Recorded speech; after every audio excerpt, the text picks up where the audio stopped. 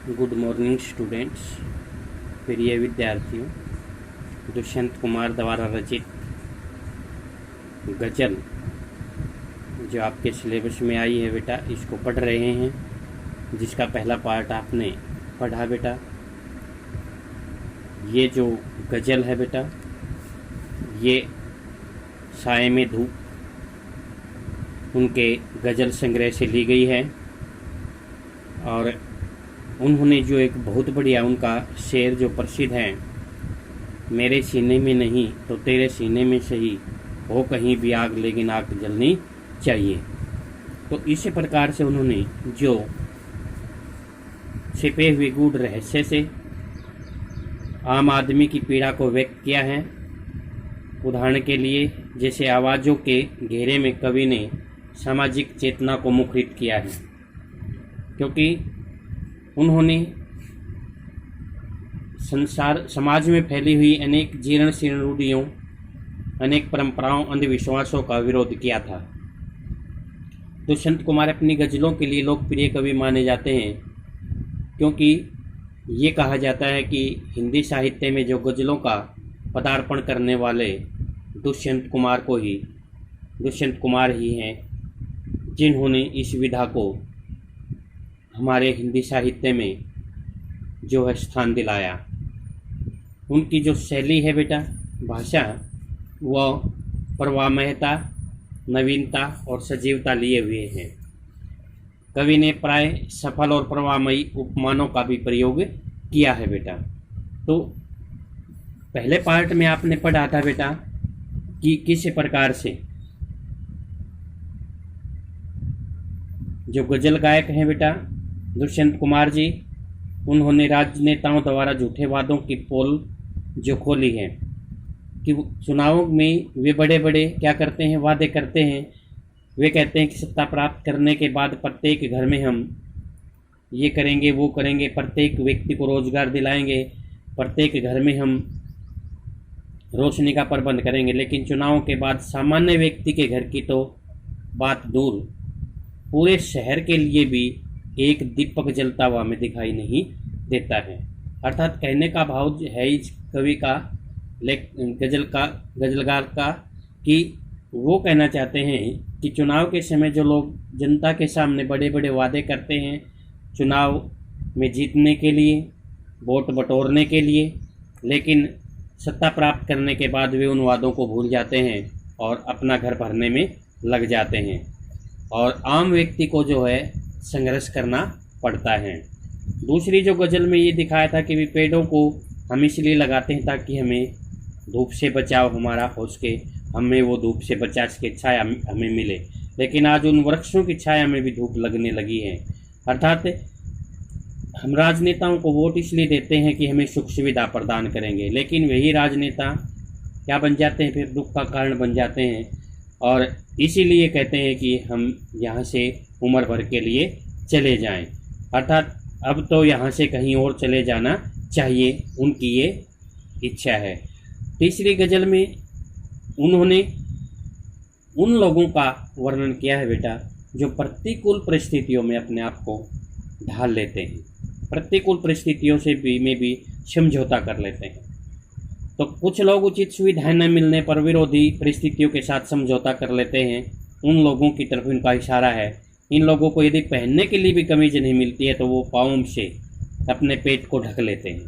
अर्थात पेट को, तन को ढकने के लिए वो अपने पैरों का सहारा लेते हैं। अर्थात वे उन स्थितियों के अनुसार अपने आप को ढाल लेते हैं। इस प्रकार के लोग अपनी कठिन यात्रा के लिए क्या होते हैं बेटा, सदैव या हमेशा तैयार रहते हैं। आज के युग में जो लोग अभावों का सामना करने में आदी हो चुके हैं, ठीक है, कमियों में अपना जीवन यापन करने के जो अभ्यस्त हो चुके हैं और सीमित साधनों के बावजूद उन्हें अपना निर्वाह करना पड़ता है, ऐसे लोग ही जो गज़ल गायक हैं बेटा, कवि हैं, वो ये मानते हैं कि जीवन यात्रा के लिए उचित होते हैं, वे ही जीवन यात्रा के लिए सही होते हैं। अगले जो आज हम पार्ट 2 में चौथी जो गज़ल है बेटा, खुदा नहीं न सही आदमी का ख्वाब सही। कोई हसीन नज़ारा तो है नज़र के लिए। क्या कहा है बेटा कि यदि भगवान नहीं होता तो न सही, अर्थात भगवान नहीं है कोई बात नहीं है तो कोई बात नहीं, लेकिन ईश्वर की जो मानव कल्पना है बेटा, मानव के रूप में जो रचना है वो तो है हमारे सामने। आदमी का ख्वाब, आदमी के जो विचार हैं वो एक मानव द्वारा, उस खुदा द्वारा ही, उस भगवान द्वारा ही तो बनाई गई है। यदि भगवान नहीं होता तो न से ही संभव है, ईश्वर मानव की कल्पना मात्र तो है। तो ये अच्छा है, ऐसा सोचते ने से हमारे सामने कोई सुंदर दृश्य तो अवश्य ही रहेगा, कोई हसीन सुंदर नज़ारा दृश्य तो है नज़र के लिए, देखने के लिए। कवि के कहने का जो भाव हुआ वो ये है कि मानव ईश्वर की कल्पना करके दया, अक्षमा, उपकार जैसे गुणों को विकसित कर सकता है, क्योंकि वह मानव से डरता है और मानव से डरकर वह बुरे कर्मों की ओर न देख करके दया, उपकार और अक्षमा जैसे गुणों का विकास कर सकता है। निराश मानव के लिए यह सोच जो है आशा की किरण के समान होती है। आशा की कल्पना करके हम सभ्य समृद्ध समाज का निर्माण कर सकते हैं, क्योंकि इसमें जो बेटा क्या दिखाया है कि कवि ने एक आशावादी दृष्टिकोण दर्शाया है बेटा। खुदा नहीं, मान लो भगवान नहीं है तो नहीं सही, लेकिन आदमी का ख्वाब सही है। लेकिन आदमी जो है वो करना चाहता है और वो उस भगवान से डरकर ही क्या करता है बेटा, दया, अक्षमा, उपकार जैसे गुणों को विकसित करता है। कोई हसीन नज़ारा तो है नज़र के लिए, अर्थात एक आदमी के रूप में, एक आदमी के रूप में ये दर्शाया है कि वो एक नज़ारा, एक दृश्य तो प्रस्तुत कर रहा है। ठीक है, एक अच्छी कल्पना जो है सामने, हमारे सुंदर दृश्य जो है हमारे नज़रों के सामने कोई ना कोई तो जरूर पेश कर रहा है एक मनुष्य। ठीक है, खुदा जो है भगवान के लिए आया है बेटा, आदमी का ख्वाब से, अर्थात आदमी की जो कल्पना है वो तो जरूरी है बेटा, कल्पना है वो तो है आदमी के साथ। कम से कम आदमी जो है वो बेटा कल्पनाओं के सहारे जो है और खुदा से डर करके क्या करता है, अच्छे कार्य की ओर प्रेरित हो रहा है, आगे बढ़ रहा है। कोई हसीन नज़ारा तो है, अर्थात मनुष्य द्वारा ही तो किया हुआ दया, चाहिए अक्षमा या उपकार जैसे गुणों से किया हुआ कार्य तो कम से कम हमें देखने को मिल रहा है, अर्थात हमारी नज़र के सामने तो कम से कम वो है। अर्थात ईश्वर की कल्पना करके हम सभ्य समृद्ध समाज का निर्माण कर सकते हैं, क्योंकि इसमें बेटा कवि ने ये माना है कि ईश्वर की ही दी हुई आकृति है सभी चीज़ें, भगवान ने ही तो दी है आदमी को, चाहे बुद्धि दी है, चाहे नज़र दी है, चाहे उसकी का रंग रूप दिया है। तो ये कहा है कि चाहे खुदा नहीं, भगवान नहीं कर रहा है तो आदमी कम से कम उस चीज़ को कर रहा है, उस भगवान से डरकर, उस भगवान के सहारे और उसी नज़ारे को देख करके कम से कम व्यक्ति को सांत्वना मिलती है और कल्पना करके हम सभ्य समृद्ध समाज का निर्माण कर सकते हैं। अगला है, वे मुतमईन है पत्थर पिघल नहीं सकता, मैं बेकरार हूँ आवाज़ में असर के लिए। देखना कि वो मुतमईन है, वो जो राजनीतिक और सामाजिक अर्थव्यवस्था है बेटा, उसे देख करके लोगों के बारे में कहा कि वे निराश हो जाते हैं, लेकिन कवि का विश्वास है कि जन विरोध द्वारा इस व्यवस्था को ठीक किया जा सकता है। अर्थात वो क्या करना चाहता है, एक आवाज़ उठाना चाहता है, वो लोगों में एक जोश भरना चाहता है। ठीक है, मुतमईन होता है आश्वस्त करता है, वे आश्वस्त हैं कि पत्थर पिघल नहीं सकता, अर्थात वे मानते हैं, आश्वस्त हैं, वे समझते हैं कि पत्थर पिघल नहीं सकता, अर्थात पत्थर को पिघलाया नहीं जा सकता, अर्थात पत्थर पिघल नहीं सकता। ठीक है, और वो पत्थर के रूप में वो क्या कहता है कि उन लोगों को के बारे में कहा गया है जो आज लोग राजनीतिक और सामाजिक व्यवस्था के आदी हो चुके हैं। लोगों का विश्वास है कि समाज में जो फैला हुआ भ्रष्टाचार है, बेरोजगारी है या बुराइयां हैं, ये सभी चीज़ें वो समाप्त नहीं हो सकती। ये एक आम आदमी सोचता है बेटा, जिस प्रकार पत्थर पिघल नहीं सकता उसी प्रकार ये परिस्थितियां नहीं बदल सकती। परंतु कवि का क्या मानना, मैं बेकरार हूँ, मैं बेकरार का मतलब है करने के लिए तैयार होना। ठीक है, आतुर होना, ठीक है, तैयार रहना, आतुर होना, विचलित हो जाना, बेचैन हो जाना। तो मैं बेकरार हूँ, मैं बेकरार हूँ किसके लिए बेटा, मैं आतुर हूँ आवाज में असर के लिए, आवाज में अपनी आवाज के सहारे उस परिस्थितियों को बदलने के लिए। इस बात का असर कब होगा, आवाज में असर के लिए, अर्थात मैं आवाज में अपना प्रभाव डालना चाहता हूँ, अपनी आवाज उठाना चाहता हूँ, अर्थात जन विरोध द्वारा ही इन समस्याओं का हल निकाला जा सकता है। अर्थात हर आदमी, प्रत्येक व्यक्ति जब आवाज उठाएगा बेटा इन चीज़ों के खिलाफ, तो वे चीज़ें क्या हो सकती हैं, बदल सकती है। ठीक है, हमें समस्याओं को अस्वीकारना नहीं चाहिए, बल्कि उनका विरोध भी करना चाहिए। अर्थात हम ये कह करके ये समस्याएं जो कि तो बनी रहेंगी, हम इन्हें बदल नहीं सकते, इनके खिलाफ हम आवाज़ नहीं उठाएंगे, तो ये जो कि तो क्या होंगी बेटा, बनी रहेंगी। बुराइयों को समाप्त करने के लिए कवि ने क्या कहा है बेटा कि जन विद्रोह जरूरी है, जन आंदोलन जरूरी है। ठीक है, लोगों की आवाज का मिलान होना जरूरी है। सभी मिलकर इसके खिलाफ आवाज उठाएंगे तो हम भ्रष्टाचार, बेरोजगारी और बुराइयों से निपट सकते हैं, हम उनका सामना कर सकते हैं। ये शुरुआत में दिखा था, मुतमिन होता है आश्वस्त, कि वे आश्वस्त हैं, आदी हैं। ठीक है, वे उसके अनुसार ढल गए हैं, आदी हो गए हैं कि पत्थर पिघल नहीं सकता। अर्थात देश में जो, समाज में जो क्या फैली हुई है बेटा, भ्रष्टाचार, बेरोजगारी और बुराइयां, ये नहीं समाप्त हो सकती। जिस प्रकार पत्थर नहीं पिघल सकता, उस तरह की भावनाएं उसके मन में है कि उसने उदाहरण दिया है। जिस प्रकार से उनके मन में ये है कि पत्थर पिघल नहीं सकता, उसी प्रकार ये मानते कि ये चीज़ें भी समाप्त नहीं हो सकती। लेकिन मैं आतुर हूँ, बेचैन, लालायित हूँ, करने के लिए तैयार हूँ, आवाज में असर के लिए, आवाज भरने के लिए, आवाज दे करके लोगों के को कहना चाहता कि इस बात का असर, लोगों को इस बात का असर कब होगा, अर्थात उस आवाज के सहारे कवि कहना चाहता कि इस बात के लिए बेचैन हूँ कि लोगों को इस बात का असर कब होगा।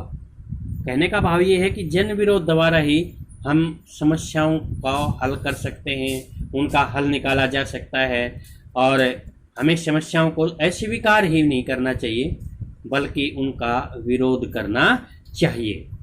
ठीक है बेटा, अगला है, तेरा निजाम है सील दे जुबान शायर की। ये एहतियात जरूरी है इस बहर के लिए। जो सत्ता के अंदर सत्ताधारी पार्टी होती है बेटा, उनके बारे में कहा गया है, जो लोग सत्ता में हैं उनके बारे में कहा गया है कि सत्ताधारी पक्ष द्वारा समाज पर लगाए गए अंकुश की चर्चा करता है और कभी उनके विरुद्ध आवाज उठाना चाहता है। तेरा निजाम है सील दे जुबान की। ठीक है, यहाँ क्या कहा है बेटा, निजाम कौन है, जो शासक होता है, जो शासन हमारे ऊपर शासन कर रहा है। तेरा निजाम है सील दे, अर्थात तेरे शासक की जो तेरे ऊपर, हमारे ऊपर जो शासन कर रहा है, उस शासक की का विचार है कि इस शायर की, ठीक है, जो शायर है बेटा कौन, ये कवि स्वयं दुष्यंत कुमार जी कहते हैं कि वो कहता है कि इस आवाज़ को दबा देगा, अर्थात वो उस आवाज़ को दबा देना चाहता है। किसकी आवाज़ को, शायर की जुबान, शायर की आवाज़ को, क्योंकि उसने उनके खिलाफ आवाज़ उठाई है। क्योंकि जो लोग सत्तासीन अधीन होते हैं बेटा, सत्तासीन होते हैं बेटा, वे जो हैं वो चाहते हैं कि जो उनके खिलाफ आवाज़ उठाए तो उनको दबा दिया जाए। तो यही कहा है, जो इस संदर्भ में कवि कहता है कि हे शासक, तू चाहे तो कवि की जुबान को बंद करने का प्रयास करे।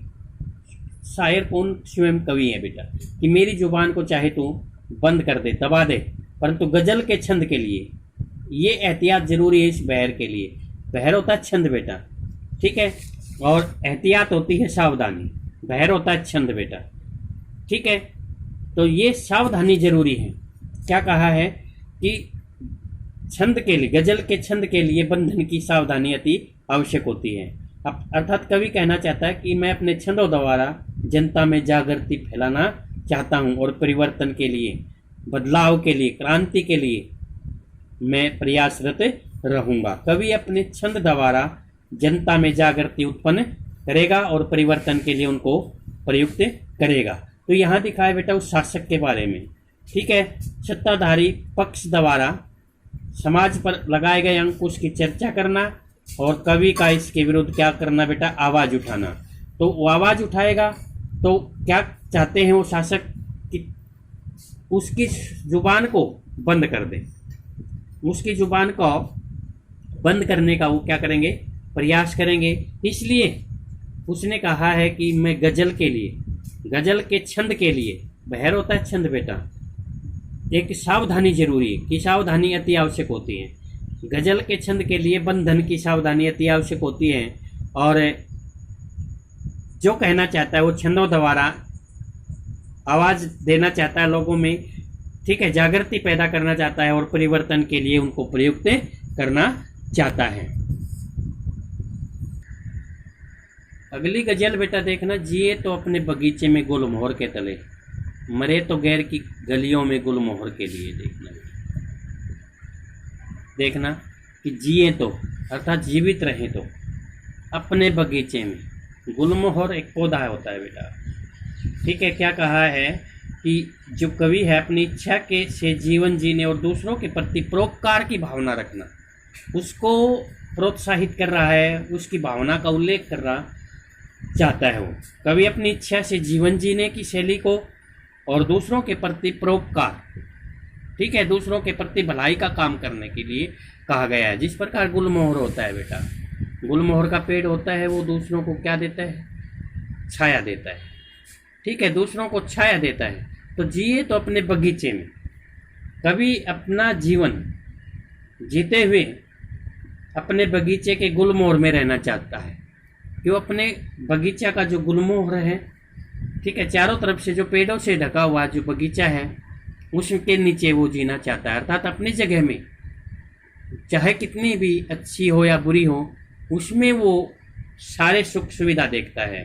हमें अपने घर, अपने देश रूपी बगीचे में गुलमोहर रूपी जो बुजुर्गों की छाया है बेटा, गुलमोहर एक बहुत बड़ा पुराना पेड़ होता है और उसकी संज्ञा दे दी है बेटा, उसका रूप दे दिया है, उसका बता दिया गया है कि जिस प्रकार से हमें बुजुर्गों की छाया में रहना चाहिए। बगीचे के अंदर गुलमोहर का जो पौधा होता है बेटा, वो बड़ा होता है और काफ़ी फैलाव वाला होता है, उसकी उम्र भी लंबी होती है। तो इसलिए कहा गया है बेटा, हमें अपने घर, अपने देश रूपी बगीचे में गुलमोहर रूपी जो बुजुर्ग हैं बेटा, उनकी छाया में रहना चाहिए, उनका सम्मान करते हुए जीवन जीना चाहिए। मरे तो गैर की गलियों में गुलमोहर के लिए।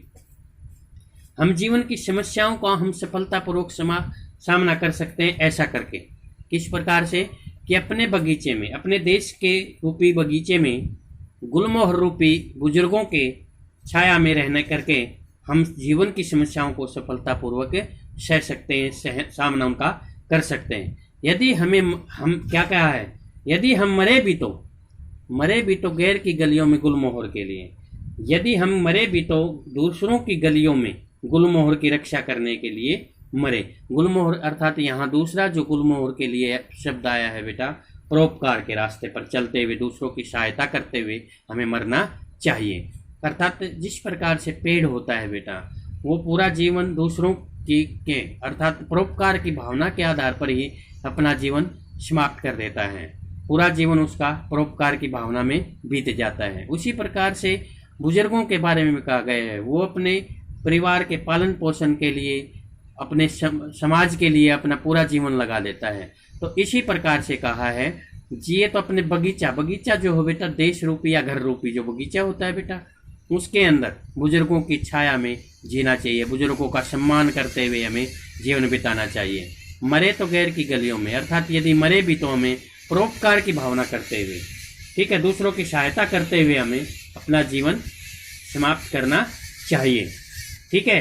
अर्थात परोपकार के रास्ते पर चलते हुए दूसरों की सहायता करते हुए हमें मरना चाहिए, यदि मरना भी पड़े तो। और जिए तो कैसे बेटा, अपने बगीचे, अपने घर में, अपने देश रूपी बगीचे में और बुजुर्गों की छाया में रहना चाहिए। कवि जो है यहाँ पर परोपकार की भावना अपनाने के लिए, परोपकार की भी भावना दर्शा रहा है कि पेड़ पौधे जो होते हैं परोपकार के लिए होते हैं बेटा। और दूसरा क्या कहा है बेटा, घर तथा देश के प्रति लगाव रखने की सलाह देता है। हमें अपने घर के अंदर जो बुजुर्ग होते हैं उनका भी सम्मान करना चाहिए। और साथ में क्या कहा है बेटा कि देश के प्रति लगाव रखने की सलाह भी देता है। ठीक है, तो ये कहा है कवि ने। तो इस प्रकार से इस गजल में आप ये जो गजल थी बेटा, आपके सिलेबस में 7 गजल हैं, और 7 गजलों में जो लास्ट शुरुआत में जो दोनों लाइन थी उसका अंतिम तो दे रखा है बेटा मिलते हुए, लेकिन और गजलों के दूसरे लाइन में जाकर के वो बनती है, लय और ताल जाकर के लिए आता है, जो लास्ट में उनको मिलाया गया है। तो इस प्रकार से यहाँ ये दर्शाया है बेटा कि किस प्रकार से हमें राजनीतिज्ञों के द्वारा जो झूठे वादे होते हैं उनसे अपने आप को बचाना भी चाहिए। दूसरा, अपने देश के प्रति लगाव रखना चाहिए, बुजुर्गों का कहना मानना चाहिए, बड़े बूढ़ों का, और साथ में परोपकार की जो भावना होती है, परोपकार की भावना के साथ हमने अपना जीवन बिताना चाहिए बेटा।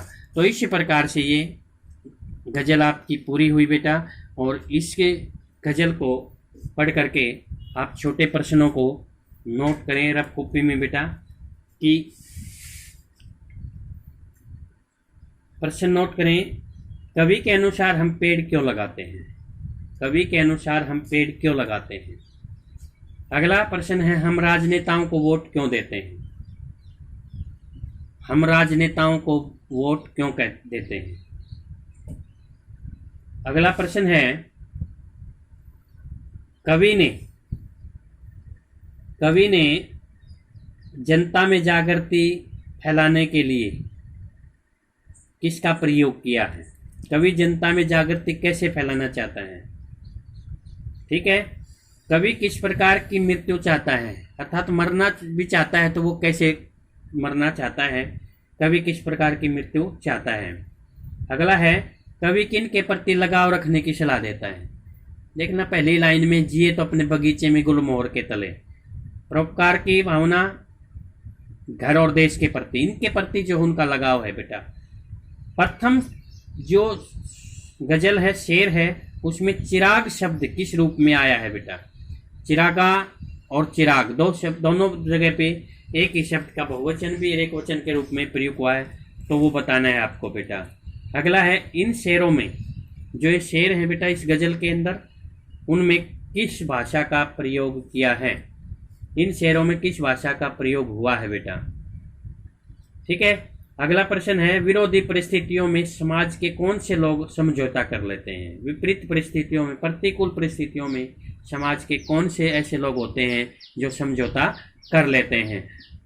और अगला जो प्रश्न है बेटा वो है, कवि किन लोगों की पोल खोलता है? इन शेरों में कवि किन लोगों की पोल खोलता है? और अगला प्रश्न है कि समाज की समस्याओं को हल कैसे निकाला जा सकता है? समाज में जो समस्याएं फैली हुई हैं, बेरोजगारी, ठीक है, भ्रष्टाचार आदि जो बुराइयां हैं, इनसे हम कैसे पार पा सकते हैं? तो ये प्रश्न आपको बेटा कर देंगे, ये प्रश्न को इनको, और इन प्रश्नों को आप रफ कॉपी में नोट करेंगे, और इन गजलों को, इन शेरों को आप ध्यानपूर्वक पढ़ के यूट्यूब के माध्यम से फिर इन प्रश्नों को रफ कॉपी में नोट करेंगे बेटा, न कि सॉफ्ट कॉपी में पहले। ठीक है, थैंक यू बेटा। ओके बेटा।